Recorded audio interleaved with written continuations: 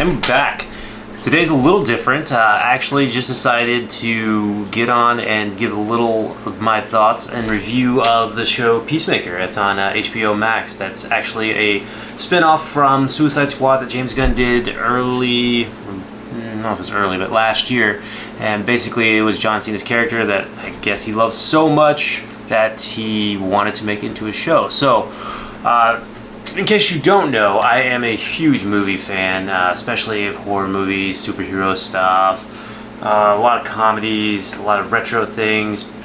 I grew up with some of the best movies of all time. I'm pretty sure that everybody says that in every generation, except, the ones that didn't have movies. But then I'm sure the plays were of their time.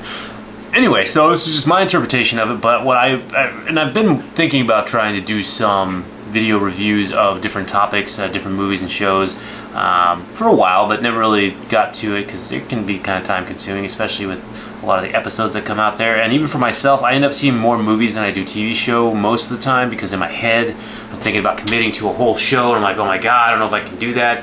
I can easily do that. I mean, I don't have that much going on, but in my head it sounds like a whole lot of work. But every once in a while I just get caught, and I think yesterday or the day before I was starting to do some laundry, and all of a sudden I was like, well, let me just try this Peacemaker thing. And then, bingo bango, 9 hours later I was just done watching the whole thing, sitting there kind of in shock.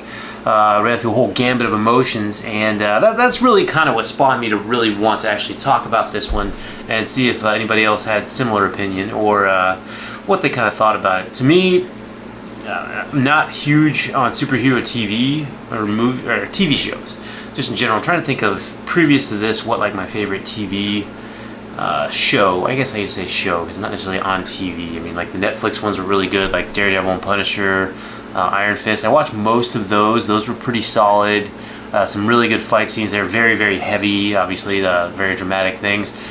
But where Peacemaker stands out is it's absolutely still going over a lot of really heavy and dense topics, but the manner in which it's done and the banter and the writing and the characters, it's just ridiculously good. And I can't really stop thinking about it, so much so that I just had to keep watching other people react to certain scenes. If you've watched the whole series, which I hope you have by now if you're listening to me talk about it, because I probably will divulge little bits of spoilers that'll come out of that, but the like ending cameos and stuff like that are really awesome. But I mean, I think most of this comes back to, obviously the acting is fantastic, but it's got to come back to the writing and directing, which is just James Gunn, which I don't think he directed all the episodes of the show by any means, but I'm pretty sure he wrote all of them. It seemed like it was definitely a project that was pretty close and near and dear to him, and it shows, because I've been a fan of his since, I believe my brother sent me or told me to watch Super back in the day. If you haven't seen that one, go check it out. It's another, I don't know if it's I don't think it's his first one. Maybe it's his first major motion picture by himself. But James Gunn definitely came from a lot of horror backgrounds and very dark comedies, much like Super is. And then Slither, which is probably still my favorite James Gunn thing, which is hard to say because, I mean, he's got the Guardians of the Galaxy, he's got Suicide Squad. There's just a good bit of very, very solid James Gunn stuff going around. But the common theme in all of that stuff is you actually, even if you don't know anything about the characters, much like Peacemaker, which is a very kind of, could easily be a one-off character, even in Suicide Squad, it's a complete character arc, not complete, but it's definitely one that's moving in a direction and you can see changes, but it's not like it's just a blueprint of what's happening. I was talking to my buddy Terry pretty recently, and we were talking about how we've literally seen like all of the Marvel movies, the early Marvel movies coming out, and we'd be so excited to go see them. And honestly, as of late, after Endgame, been pretty excited for a couple of things to come out. But then as I started watching them, again, pandemic happened, so we're not going to be going to the theaters as much. Things start to get released digitally more so, and I have not been thoroughly pleased or impressed with most of the things Marvel have put out. I mean, I've only watched a handful of the TV shows. Again, I know it's not necessarily a TV show, but the shows on not Netflix, they're Disney Plus, because they're owned by Disney. On Disney Plus, again, like Winter Soldier or Falcon Winter Soldier was pretty good. Had some good fights and stuff like that. The story's okay. I don't know where they're going with a lot of the stuff there. And then even some of the bigger movies like Shang-Chi, Black Widow, Eternals that came out, I didn't see any of them like right off, and then I eventually seen them, I believe, once they became free on Disney Plus. And yeah, I just was kind of let down with all of them. Not that they're bad. Eternals is kind of bad. It's not that. No, I was just not a big fan of them. There's just so many plot gaps and story holes that doesn't seem like the earlier Marvel movies had pretty much at all. And you know, just to take my bias off of this from being the old fogey that's like, oh well, the older movies were better. I did go rewatch, and I rewatch a lot of them frequently, Captain America: Winter Soldier, because I was thinking to myself when I was watching Black Widow, I was like, man, Black Widow, this is not very good. But then I was like, oh well, they have to, you know, if you're dealing with superheroes that deal with world-ending events, it's going to be hard to do a spy movie that does that, because you know you're going to take a whole army of spies to take on one superhero. And I was like, wait a minute, Winter Soldier did that. So I went back and watched Winter Soldier, and it's just freaking good. There's not the big gaps. It was just very well thought out, I think, is the end-all be-all point that I'm getting to. And Peacemaker was that for me. It was one that, again, there wasn't a lot of wasted time. You'd think over the span of watching 8 episodes about a very interesting hero and all of his flaws and his friends, Vigilante. It's fantastic. But it could be meandering. It could be all of these shows, and this episode doesn't mean anything about anything. But all of it cinches together, and it is like a 8-hour movie that you build really good care and quality in the actual characters there. And I mean, from early on, me watching horror movies, I realized very quickly the difference between watching something like you'd see in a lot of the early or more recent Friday the 13th movies, where you know, you need some cannon fodder, you need some people to just be lambs to the slaughter so you can see how bad the bad guy is. But better movies, or more quality movies, make you really care about those characters, so when they are attacked or slaughtered or horrible things happen to them, you actually care about that.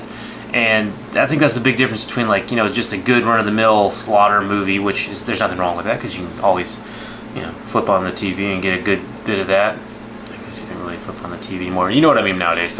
You could turn on the Netflix and find any manner of good slasher movies that would fit that bill.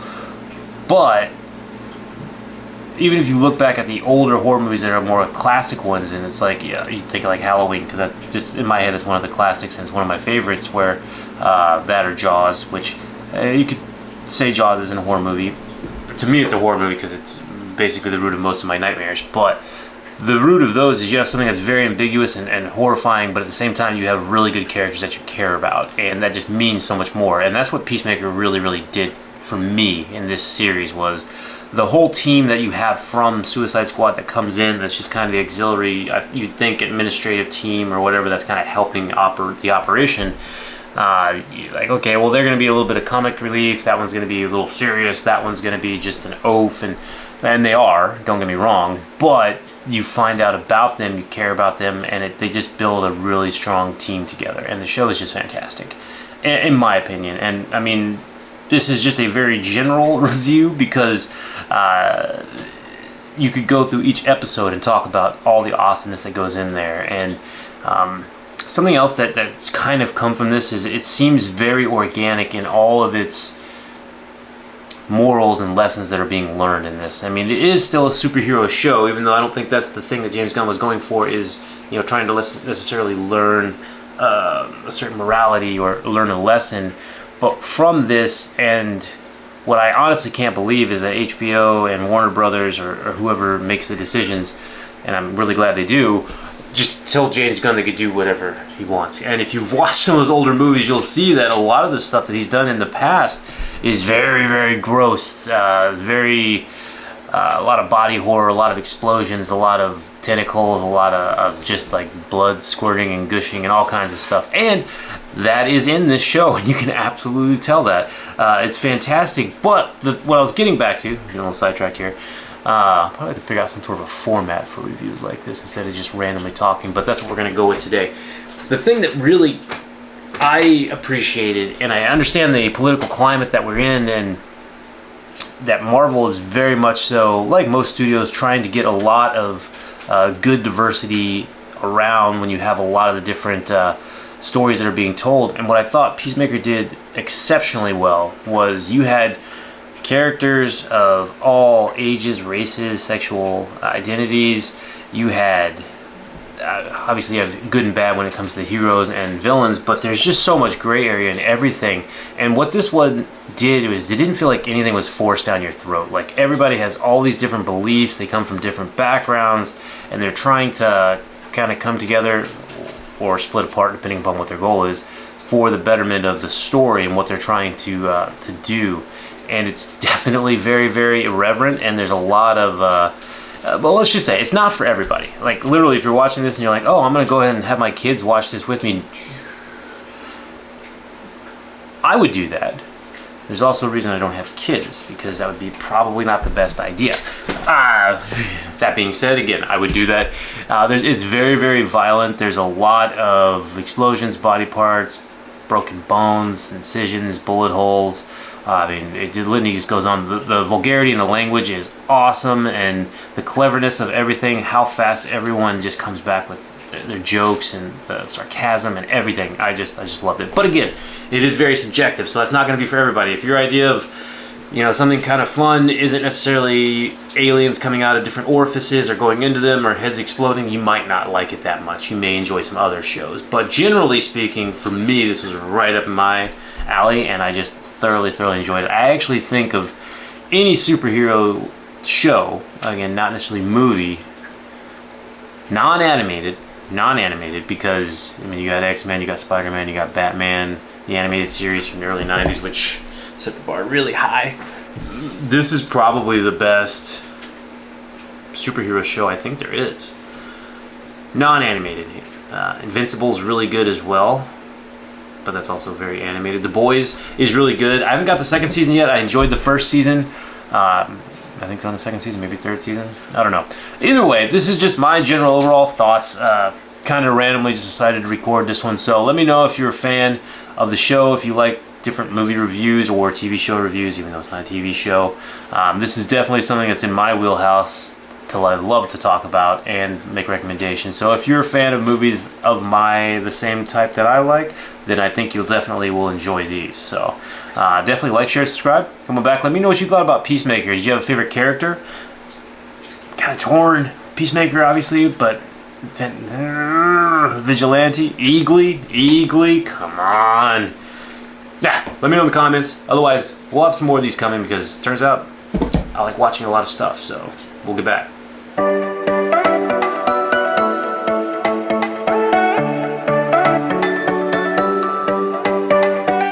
Peace out.